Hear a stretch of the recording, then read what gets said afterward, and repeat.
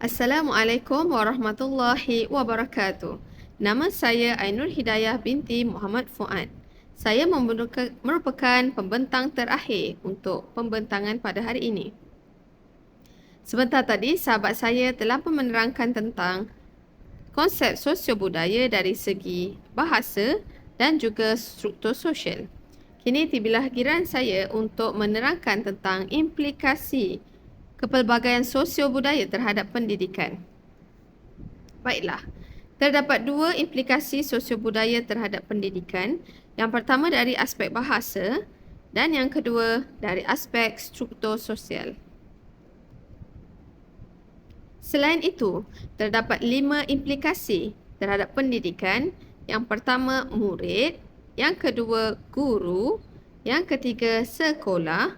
Yang keempat, kurikulum. Dan yang kelima, masyarakat. Yang pertama, murid. Setiap murid mempunyai kemahiran dan penguasaan bahasa yang berbeza. Contohnya, seperti di sekolah jenis kebahasaan Cina, kebanyakan murid di situ adalah berbangsa Cina. Maka, mereka akan menggunakan dialek ibunda mereka iaitu bahasa Cina sebagai bahasa pengantar di sekolah. Ini pula akan menjadi masalah kepada murid yang berbangsa Melayu yang sekolah di sekolah Cina. Beliau juga harus belajar bahasa ibunda iaitu bahasa Cina untuk menguasai pembelajaran. Kemahiran dan penguasaan murid yang berbeza dari aspek bahasa memerlukan murid untuk menguasai dialek serta bahasa ibunda. Contohnya, jika anak berbangsa India yang sekolah di sekolah kebangsaan, mereka perlu pandai berbahasa Melayu untuk memudahkan komunikasi bersama guru dan rakan-rakan. Yang kedua, perbezaan kelas sosial wujud disebabkan taraf pendidikan dan sosioekonomi keluarga. Baiklah, sosioekonomi adalah taraf hidup sesebuah keluarga, sama ada dari kalangan keluarga B40, M40 ataupun T20. Jadi perbezaan kelas sosial ini memang wujud di kelas sama ada murid itu terlalu kaya ataupun terlalu susah. Jadi Lambert 1994 menyatakan bahawa aspek persekitaran fizikal dapat membantu dalam interaksi antara murid dari latar belakang linguistik dan kebudayaan yang berbeza. Jadi aspek persekitaran fizikal sebenarnya sangat membantu murid untuk berinteraksi walaupun mereka dari sudut ataupun dari keluarga yang berbeza dan menggunakan bahasa yang berbeza. Justru, ini adalah peranan guru untuk memastikan setiap murid tidak akan berasa rendah ataupun rasa kurang yakin dengan diri sendiri. Guru perlu membuat murid selesa untuk berada di kelas walaupun terdapat murid yang menggunakan bahasa yang berbeza dan juga kelas sosial mereka berbeza. Seterusnya, implikasi kedua, guru. Guru bertindak menghakis prejudis dalam diri murid. Menurut Muk Sun Sang, 2002, guru bukan hanya menyampaikan ilmu pengetahuan semata-mata, tetapi juga untuk menanam sikap, nilai dan sahsiah yang sempurna serta mematuhi peraturan masyarakat. Jadi guru perlu menanamkan sikap, sebentar tadi saya kata sikap prejudis tu perlu ditolak. Maksudnya jika ada murid yang kaya, guru perlu memastikan mereka dapat hidup dalam satu kumpulan dan melayan kawan-kawan dengan seadanya ataupun tidak hanya melayan orang yang kaya tetapi dan tidak berkawan dengan orang miskin. Jadi guru memainkan tugas utama di dalam kelas. Seterusnya, kelas sosial membawa perbezaan yang besar. Rohan Megan 1986 menyatakan bahawa kelas sosial menggambarkan perbezaan cara hidup dalam sesuatu yang sama. Justru itu, guru perlulah bijak menangani murid yang hidup dalam kelas sosial yang berbeza. Seperti yang saya sebut tadi, guru perlulah menyusun mereka dalam satu kumpulan. Ada orang miskin, ada orang kaya dan ada orang yang sederhana. Supaya mereka dapat menyesuaikan diri dan tidak berasa rendah ataupun lebih tinggi daripada orang lain. Seterusnya, implikasi ketiga, sekolah. Seperti yang kita tahu, negara kita Malaysia terdapat penduduk yang berbilang kaum. Justru itu, terdapat pelbagai jenis sekolah dalam sistem pendidikan di Malaysia. Ada sekolah rendah dan ada sekolah menengah. Yang sekolah rendah, biasanya kita ada sekolah kebangsaan, sekolah jenis kebangsaan Cina dan sekolah jenis kebangsaan Tamil.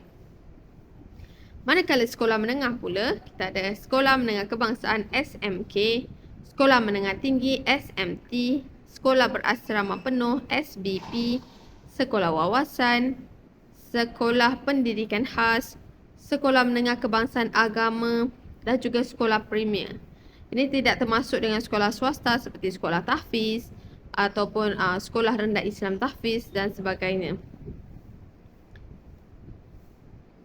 Jadi, kepelbagaian sosio-budaya telah pun mewujudkan sekolah yang terdiri dari pelbagai bangsa.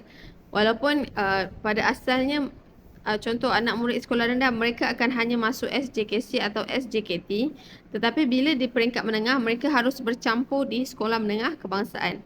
Di situlah perpaduan akan wujud dan juga kepelbagaian sosio-budaya dapat dilihat menerusi murid-murid yang berbeza latar belakang agama dan latar belakang sosioekonomi keluarga.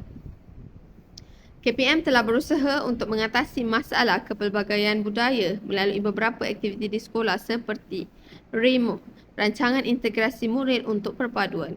Ia bertujuan untuk memupuk perpaduan kaum dalam kalangan murid tanpa mengira agama. Jadi program REMO ni akan ada satu program yang akan mencantumkan semua sekolah kebangsaan, sekolah jenis kebangsaan Cina dan juga sekolah jenis kebangsaan Tamil. Mereka akan buat sesuatu menerusi pengalaman saya sendiri sebagai pelajar sekolah rendah. Kami ada majlis ataupun kami ada program REMO. Saya orang Melayu, saya membuat tarian endang, tarian India. Manakala orang Cina membuat tarian Zapin dan juga orang Melayu membuat tarian Cina. Jadi di situ ada perbezaan budaya dan kami dapat orang kata bersosial atau berinteraksi dengan pelajar Cina dan juga pelajar India yang kami jarang jumpa di sekolah. Dan program tu sangat bagus dan berterusan sehingga kini. Seterusnya, implikasi keempat, masyarakat. Masyarakat Malaysia hidup berbilang kaum. Menurut Abushka 1972, menyatakan dalam masyarakat pelbagai kumpulan, etnik, ciri-ciri perbezaan seperti bahasa, agama dan budaya selalunya menghalang integrasi sosial dan perpaduan sukar dicapai. Ini menurut Rabushka, tetapi sekarang kita tengok sejak kita ada media sosial, masyarakat kita dapat berinteraksi antara satu sama lain dan tidak mempunyai masalah perpaduan seperti apa yang Rabushka terangkan berbeza. Dan sekarang kita telah 2023, kita lebih terbuka antara satu sama lain dan tidak ingin menyemarakkan api atau sentimen kaum. Oleh itu, peranan guru perlulah mengenal dan memahami kewujudan pelbagai budaya masyarakat Malaysia agar dapat mengaplikasikannya dalam proses pengajaran dan pembelajaran seterusnya melahirkan warga negara yang bersepadu. Jadi guru di sekolah perlu membuat murid-murid dapat berinteraksi, dapat bekerjasama antara satu sama lain dan tidak mewujudkan sebarang masalah perkauman. Dan yang terakhir, kurikulum. Kurikulum biasanya merujuk kepada perancangan bertulis yang sistematik, merangkumi objektif, kandungan, strategi, penyampaian dan penilaian untuk dilaksanakan dalam satu jangka masa tertentu. Saedah Siraj 2001.